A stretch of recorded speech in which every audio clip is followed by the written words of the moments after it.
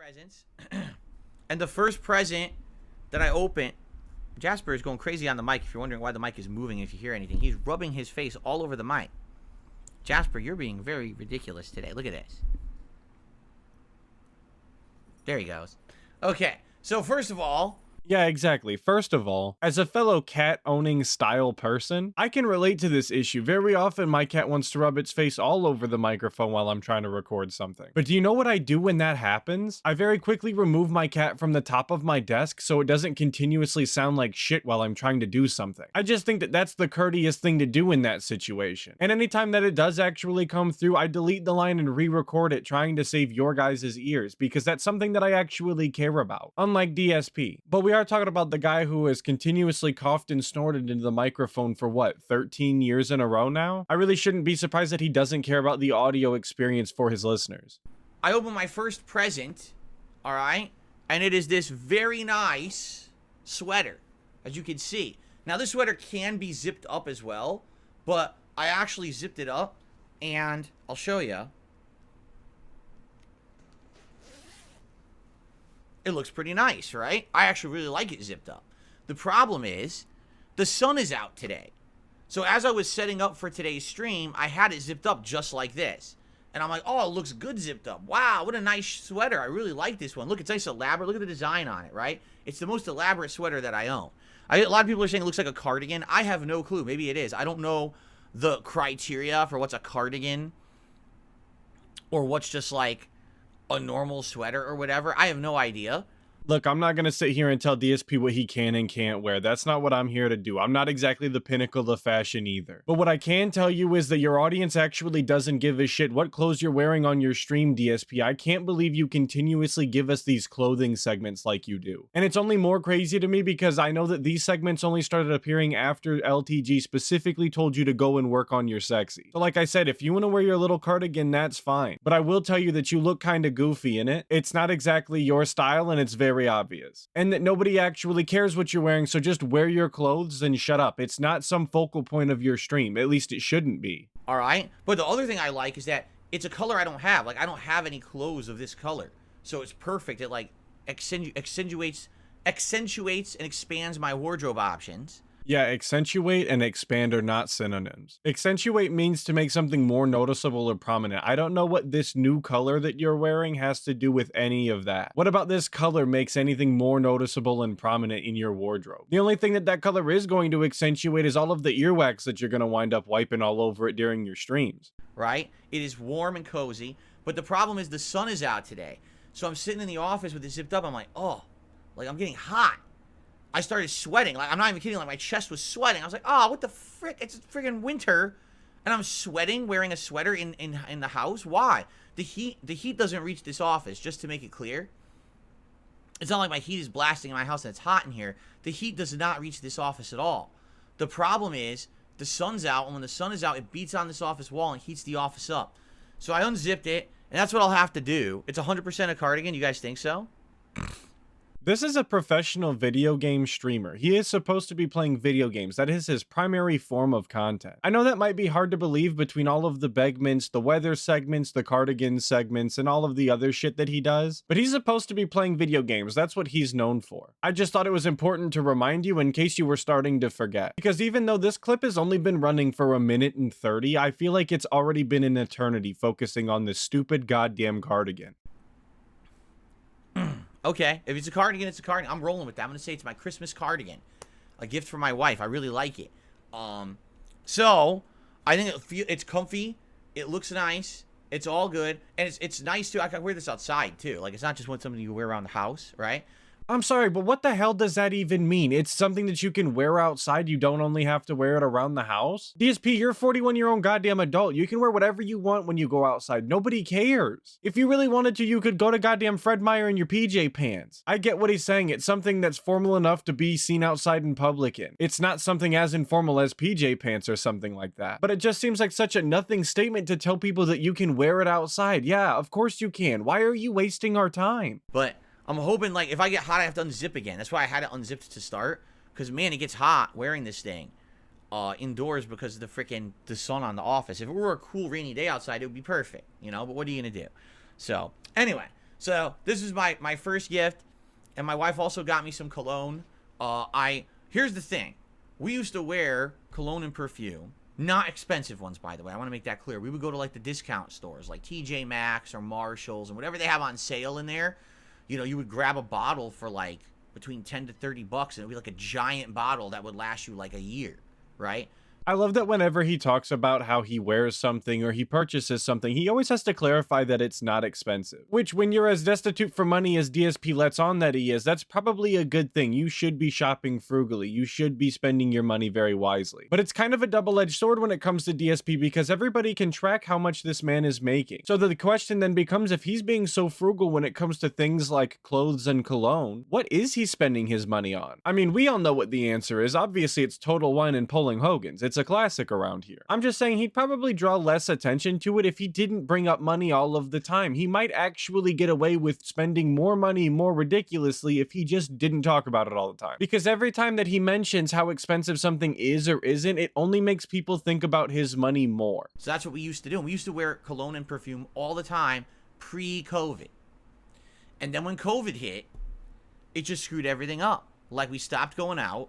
We stopped regularly wearing this stuff. Basically, life just changed. It was a shame. I think that was nice. Every week we were going out and we were having good activity together, and we had regular places we like to hang out and go and eat. It all changed. A lot of the places we used to go are closed or changed to different businesses after COVID. It really did screwed up a lot of stuff. I don't buy for a single second that DSP is unhappy that COVID happened and that it changed his entire schedule, making it so that he doesn't actually leave his house anymore. I honestly think that he's very happy with this turn of events, because he's clearly not interested in interacting with the general public. That's why he lives in a gated community. That's why now that he has the opportunity to leave his house whenever he wants to go do whatever he wants, he still only leaves once a week. And as much as we make fun of him for it, it is honestly sad that he continues to live like this, and it is at his own detriment. I'm not going to sit here and feel bad for him because he does it to himself and he gets whatever he deserves. But any other human being living like this might actually draw some sort of empathy out of me. So, my wife actually, for the first time in years, bought me a new bottle of cologne. I was like, oh, this is nice. I'm wearing it right now. And before you ask me what it is, I literally have no idea. I don't pay any attention. You know me, I'm an oaf. God damn it, dude. This guy will come on stream and talk about anything that he pleases and will never have anything prepared. He wants to talk about news stories, he can't be bothered to grab screenshots. He wants to play a game for his audience, he can't be bothered to actually look into the game at all. He even gets on stream knowing that he's going to talk about what gifts he got on Christmas, and one of them is the very cologne that he is wearing, and he can't even be bothered to give you the scent that it is. He's just gonna tell you that it smells good. What an absolute buffoon. It's the equivalent of him getting food to eat on stream, and then when people ask him, hey DSP, what are you eating? What's in that food? He goes, I don't know, I just ordered it, but I can tell you it tastes good. And now that I said that out loud, he has specifically done that. Not to that extent, but he has said that he doesn't recall exactly what's in the very food that he ordered for the stream, knowing that it was gonna be a large segment of the stream. I'm sure if you ask my wife, she'd be able to tell you exactly what it is. I have no clue. It smells great. I'm pretty sure this is one that either we've had before, or like we were in a store and you have the samplers, you smell the samplers, and we smelled it and really liked it. It's a little like citrusy. I have no clue what it is. And can't even be bothered to go take a look real quick so he can come back and give you a proper answer either. He loves running out of the frame of the camera to go do everything under the sun except for actually provide you with an answer to a question that you very specifically have. Well, I say you, but it's actually rather me, because since he brought it up, I am actually curious as to what the scent is. But anyway, it's great. So, yeah, I'm wearing this. I'm wearing some cologne today with my brand new sweater. So I'm basically all decked out in my Christmas gifts, right? That's what I'm wearing right now, which is nice to have this the day after Christmas. It's nice to know that my wife had some nice thoughts she put into it and got me some nice things. So yeah, so that was our Christmas Eve basically. There was food, and she played some Far Cry 6. Jasper had his toys. I had my gifts. And then basically we had like a drink. Oh yeah, you know we were drinking. It was Christmas after all, and we are talking about the guy. You know he wasn't gonna miss an opportunity to drink. And that night, what did I have? No, I didn't have the cider until yesterday. So last night, I think I just had like a mixed drink. Oh, sorry, I got a burp. Excuse me. Yeah, I just had a margarita. That's right. We each had margaritas. We each had margaritas last night. No, Christmas Eve. We each had margaritas. And then we went to sleep. I don't know, man. The way that you can't even remember what you had to drink over the past 2 days is kind of concerning and makes me believe that you had a little more than you're letting on. And in the bank leaks, we saw how much and how often you were going to Total Wine. We know that you be drinking, DSP. Don't act like it was just the one margarita. So Christmas Day we got up, and Christmas Day was both a chill but fun day as well. All right, it was a chill but fun day. We woke up and we're cooking.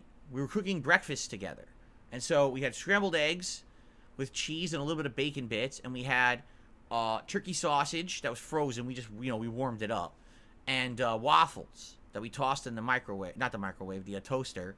I know we didn't do everything. We were originally going to make everything from scratch, and we were like, do we really want to spend hours cleaning everything up? Because we're going to have an elaborate dinner, and we're like, probably doesn't make sense to do 2 elaborate meals. Let's do an easier breakfast. So we did.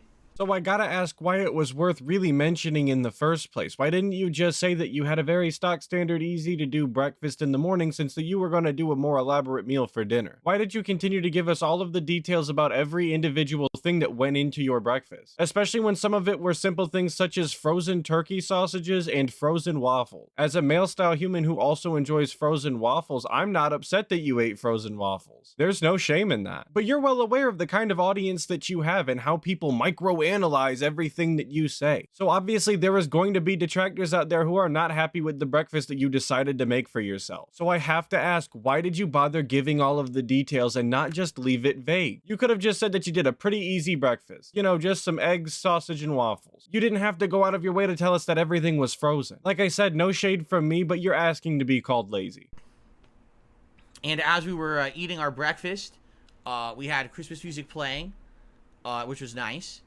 And then basically after that, we washed up, we showered or whatever. And we fed the animals out back because like I told you guys, we have all kinds of woodland creatures that come into our backyard every morning. Because number one, we have some nuts that we'll like put out on the back step. And number two, we have this suet dispenser now. It's a little cage and you put a block of suet bird food in there. And every day animals, squirrels, birds of every kind come by and eat this stuff. I feel like it's necessary to remind you that Phil is only 41 years old, and these are the things that he decides to tell us about. These are the things that he does in his free time, the things that he finds interesting. I mean, no shade to you if you enjoy feeding the creatures, shout out the creatures, of course, but this is the kind of thing that my grandmother would talk about when we went over to her house shortly before she retired. She just enjoyed staying home, reading a book, hanging out with the dogs, and feeding the animals outside. That was the highlight of her day. She was also 20 years older than DSP is. I'm just not quite sure why DSP thinks that his audience of all audiences is actually interested in hearing about this. I mean, they can't even focus during a slow-paced game like a turn-based RPG. You think they give a shit about feeding the animals outside and just observing nature for a second?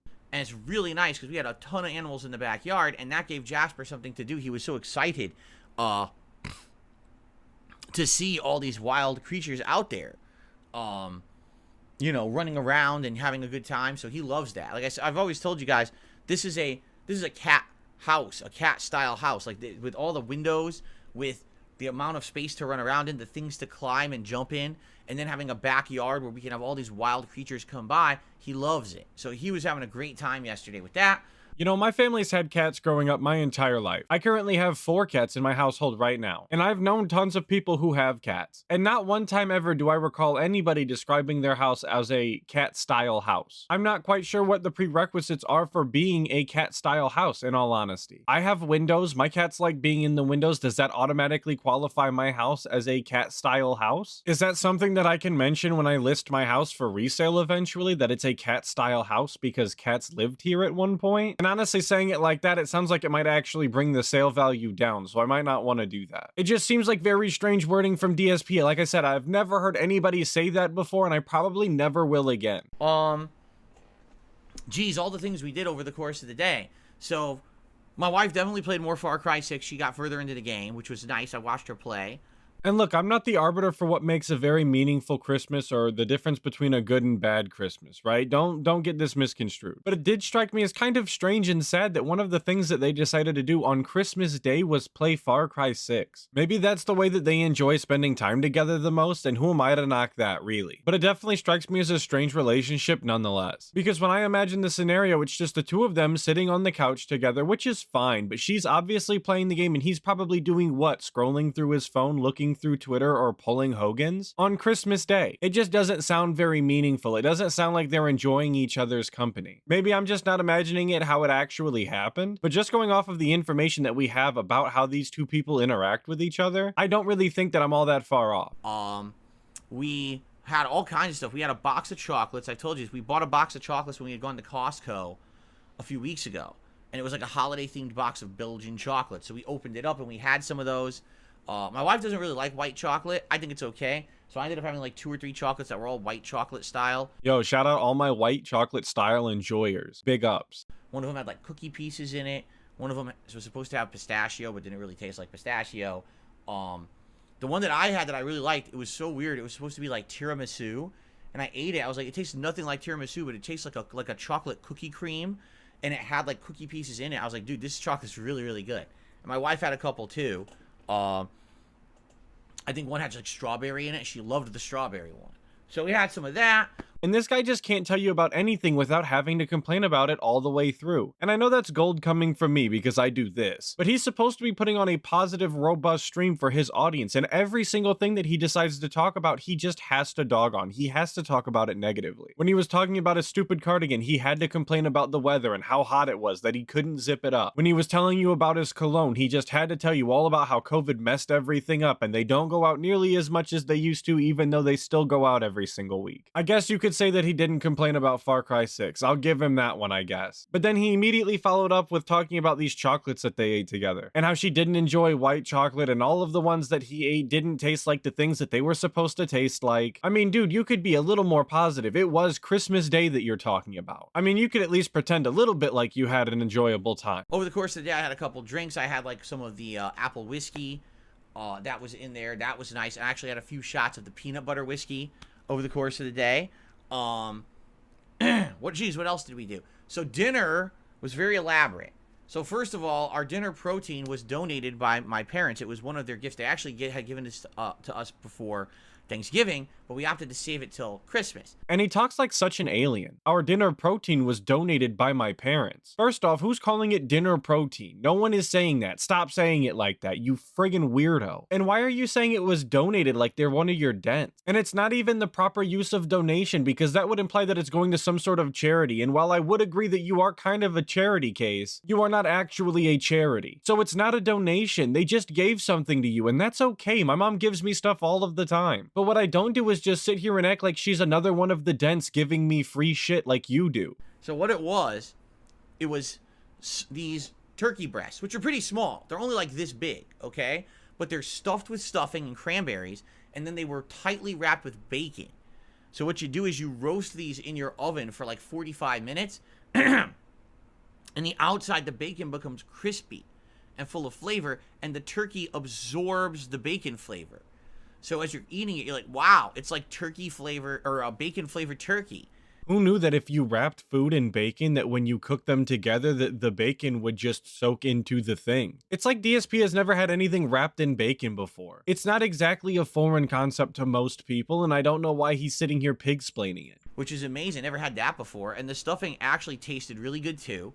And then we made 2 sides. Homemade sweet potato mashed potatoes. So we chopped them up, we boiled them up, mashed them up, added brown sugar, some butter, some vanilla, and other things to it, right? I think it's very peculiar that DSP decides to tell us very specific things that they put into the mashed potatoes, and then when it comes to some of the seasonings, he decides to leave it very vague and just say, and other things. We haven't gotten there yet, but he's gonna wind up doing the exact same thing with the green bean casserole that he's gonna talk about, which, spoiler, that's the other dish that they decided that they were gonna do. But I just wonder why he does that. Is it because he doesn't actually know how to cook and he wasn't really involved with the process, so he doesn't know what went into the food specifically? Is it that the gin has rotted his brain away so bad that he can't can't even remember what was 1 day ago? Or is it simply that he doesn't want to tell people what he put in his food because he's embarrassed they're going to call him out for not knowing how to cook and use proper seasonings? I'm honestly thinking that it's the last option. Which, if that's true, it is very sad, but at least DSP is learning something. Because he definitely should have learned throughout the years that telling people exactly how you cook your food has never gone your way and people just make fun of you regardless. But I did want to point it out because it stuck out like a sore thumb to me when I watched it live, and then again when I was watching this clip to record the video. Very strange how detailed and specific he is talking about some things and how vague he talks about other things. And then we had homemade green bean casserole. Now, the green bean casserole was the first time we had ever made this. It worked, but it didn't. So allow me to explain. Wow, imagine that. Something else that DSP is going to complain about. No way. So we wanted to go totally, how can I say, like totally authentic. So we got fresh green beans. You know, you could make green bean casserole with canned green beans, but then you're talking about green beans that are like mushy, right? Like they're already mushy and not that good. They probably taste fine, but it's going to become like a goo. And you can call me uncultured, but I don't think that I've ever had a green bean casserole that wasn't made with canned green beans before. Like I said, call me uncultured, but that's just been my experience, and I absolutely love green bean casserole every single time. As much hate as some people give green bean casserole, I love it that much more. And despite all of the green bean casserole that I have eaten throughout the years, I have never once complained that the green beans were mushy, or that the green bean casserole in general was just mush. If that's a complaint that you guys have when it comes to green bean casserole, let me know. All I know is my personal experience and the people that I've eaten green bean casserole with, and not once have I ever heard anybody complain about it being mushy. So we opted for the fresh green beans. The problem was, with the green beans that we got, it took a long time to prep them, which we didn't foresee.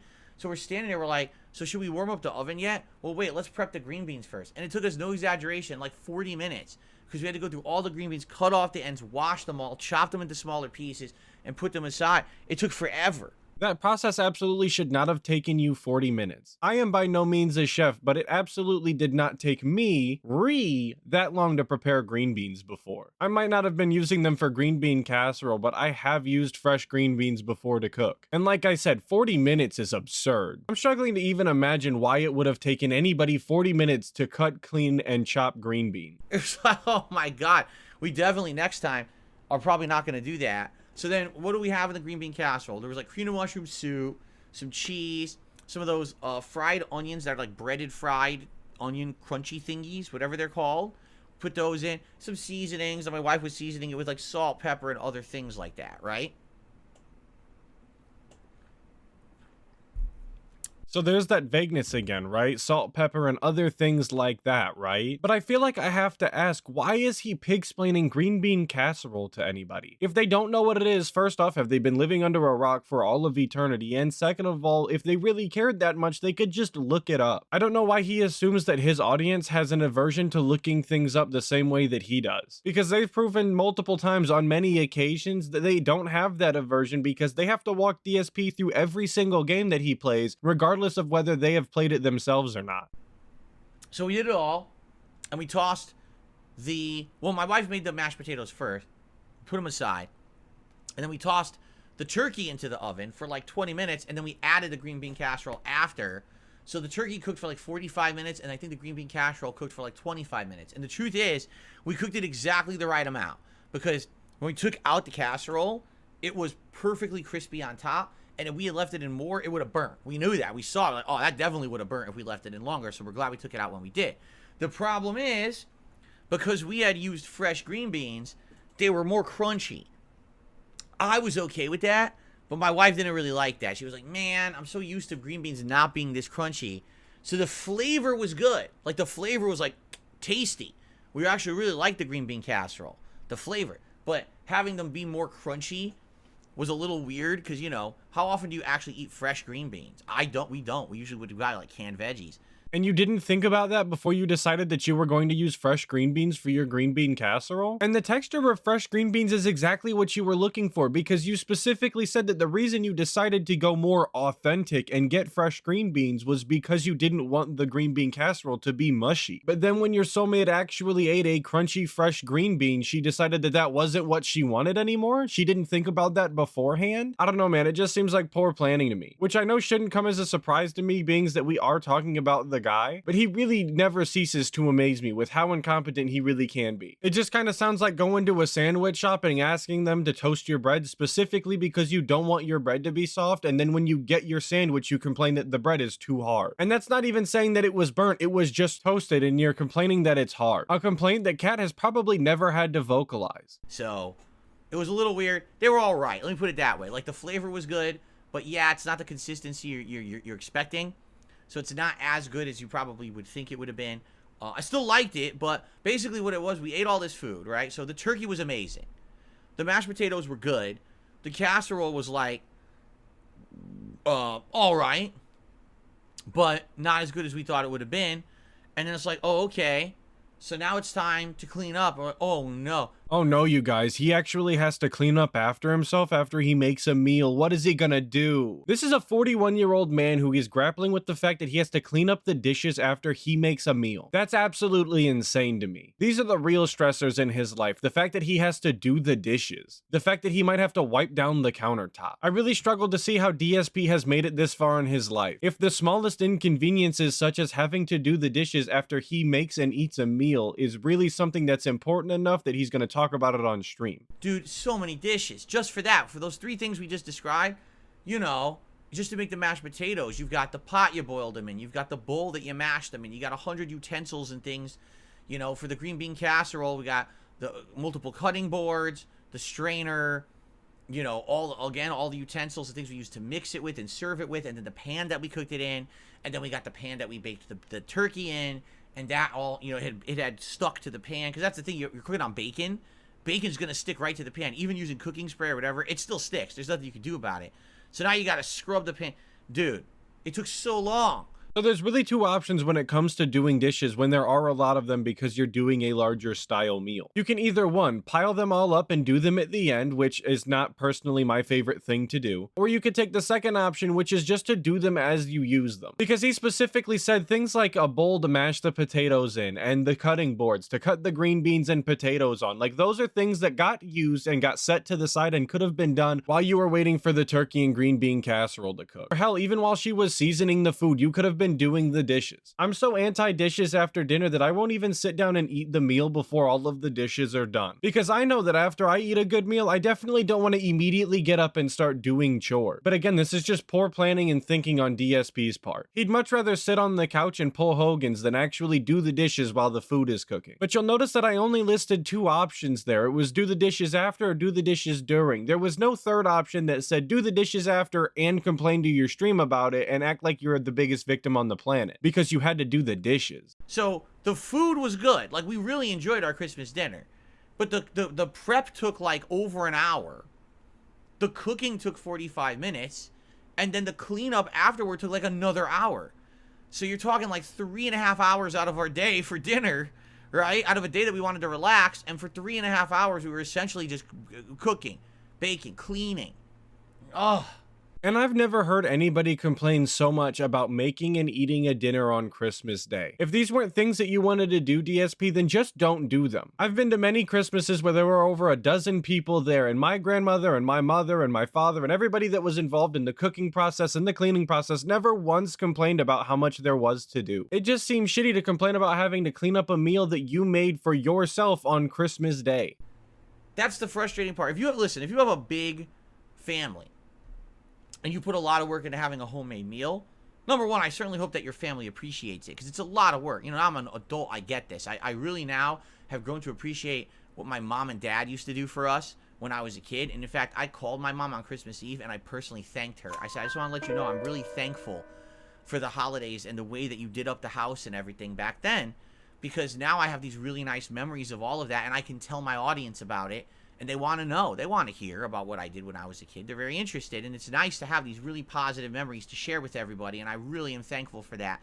So now that he's 41, he's finally realized that his parents put a lot of effort into making Christmas special for him and his cousin who was living with them at the time. I mean, maybe he's saying that he's realized it before, but he's just now mentioning it. But that's not the way that it comes across. It sounds like it took him 41 years on this planet to realize that his parents went out of their way to make Christmas special for him. And obviously I had to press X to doubt on the fact that he called his mom to tell her that he was thankful for all of the things that she did do to make Christmas special. Because that's totally out of character for DSP. I don't believe believe that, not for 1 second. And I honestly hope that he didn't do that, because how disappointing would it be to hear from your child who lives on the other side of the country, and while they're showing you their gratefulness for how you made the holidays for them, they tell you that the real reason that they're grateful at all is because they have the ability to tell their audience. So they have content that's relevant during the holiday season. Not so that they can pass that kind of tradition on to their kids. No, it's simply because they need content that's relevant to the season so that the dents will continue to give them money. I really hope Papa Dave was out on the water somewhere catching him some big fish, because he doesn't deserve a son like this. And she was so happy that I said that. You know, you may not realize that, but your parents would be super happy to hear from you and hear messages like that. I recommend everyone do that around the holidays, because I'll tell you, they will appreciate it. Even if you don't think they would and they don't say nothing, they'll still appreciate it, okay?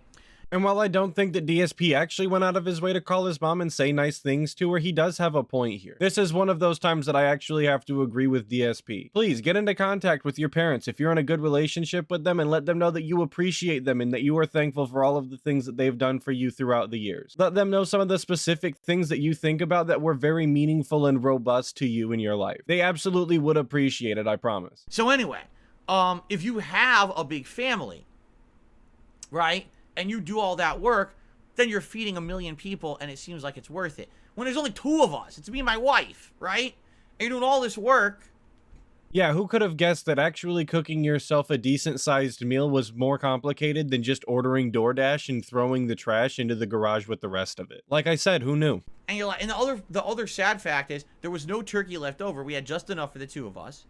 The mashed potatoes were good, but we were like, there's not really, do we really want to save them? We didn't have any other meals planned where we could really eat the mashed potatoes with them. And the green bean casserole, we didn't like that much because the green beans were too crunchy, so we have no leftovers. No, DSP, you're lying. You did absolutely have leftovers. You just didn't bother saving any of the leftovers. You don't have to have something to eat mashed potatoes with. If you have mashed potatoes left over, you can just gradually eat it over the next couple of days in small increments. There was no point in just throwing them out. You were just being wasteful. And you said that you didn't mind how crunchy the green beans are. Why didn't you just save the green beans and then you gradually eat them throughout the next couple of days? If there were really that many left, which I highly doubt. Again, you were just being wasteful. You weren't interested in actually trying to have any leftovers. Also gotta point out that he didn't mention that stuffing like ever again. They made it and then he just never brought it back up. I guess it was, you know, basic stovetop box stuffing, but still, you'd think that he'd mention it at least one more time. So we did all that work and we have no leftovers, at least with Thanksgiving, right? Thanksgiving, we put a ton of work into it, and then we had like 3 days of leftovers. So it was kind of worth it. But in this case, it really didn't feel like it was worth it at all. It felt like, man, we worked our butts off on Christmas to make this meal, and it was good at the moment, but man, it didn't seem like it was worth all the effort because there's nothing to speak of after the fact, right? But again, that's just because you were more interested in being wasteful than actually coming away with leftovers. You have no one to blame for that but yourself. But that's gonna do it for today's video. Of course, another big shout out to Duty Streams for the clip in this one. I always appreciate it, brother. Thank you. Big ups to everybody who watched the video, especially if you made it this far. A special big ups to all of my members. I really appreciate it, and I hope you like getting that early content. Thank you. But hopefully I'll catch all of you guys in the next video. But until then, make sure that you check out other detractor channels and dive deeper into that snore text.